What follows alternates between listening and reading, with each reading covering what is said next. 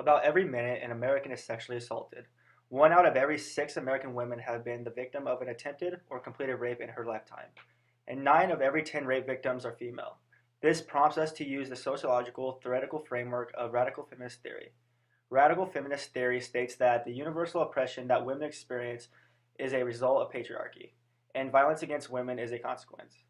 Most common types of sexual violence are sexual assault, sexual harassment, child sexual abuse, incest, and intimate partner sexual violence.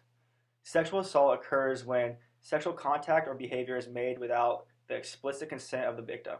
Sexual assault in general is not frequently reported, but sexual assault when the victims are male is even less reported due to the idea of masculinity.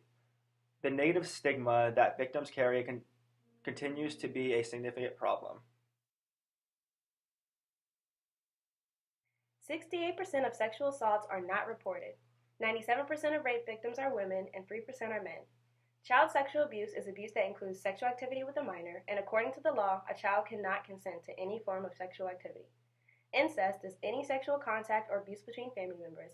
Intimate partner sexual violence refers to any stalking behaviors, physiological, physical, or sexual violence perpetrated by a partner toward a current or former dating partner.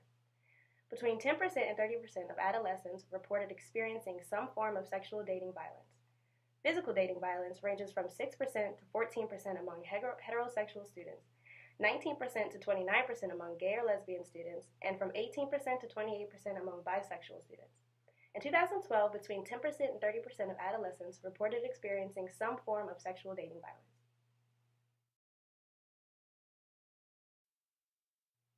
Research shows that there is racial disparity in the prevalence of sexual violence. Overall, women of different races experience sexual assault at varying rates. 19% of black women, 18% of white women, 34% of American Indian women, and 24% of mixed race women report a rape or sexual assault at some time in their lifetime. The rates of sexual assault may differ due to the way different races are perceived and treated within society. The prevalence of sexual violence in the LGBTQ community is extremely high, yet it is not seen as a public issue. 42% of lesbian, gay, and bisexual students reported experiencing physical dating violence compared with 29% of heterosexual students. Oftentimes, when transgender women are assaulted or killed, the violence doesn't stop there. They are given the wrong pronouns and referred to by their birth sex instead of their gender. 43% of LGBT youth are the victims of physical dating violence versus 19% of heterosexual youth. As high as 54% among gay and bisexual males, as high as 85% among lesbian and bisexual females experience sexual violence in their lifetime.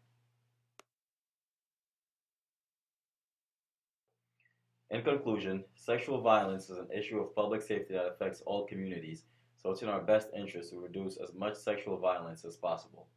Radical feminists might say that if we inform the heteronormative and patriarchal society in which we live, women in the LGBTQ community would be seen as equals and sexual violences would not be used to dominate them. Also, another key in preventing sexual violence is being educated on the topic. Potential prevention and the policy responses to sexual violence need to be based on an understanding of the problem, its causes, and the circumstances in which it occurs. In many countries, the phenomenon is not adequately addressed in legislation.